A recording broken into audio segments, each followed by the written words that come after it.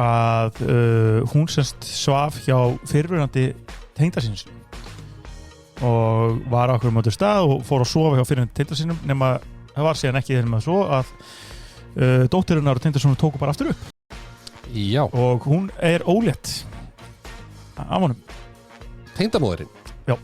Eftir hann? Já. Hún sérst fór í þunguráf, stendur hérna þetta. Og biður til Guðs að hann segi ekki dóttur sinni frá því að þau hafa verið.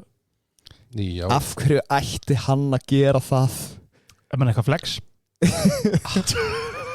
Hvað að rífa sig bara eitthvað reyð mammuðinni?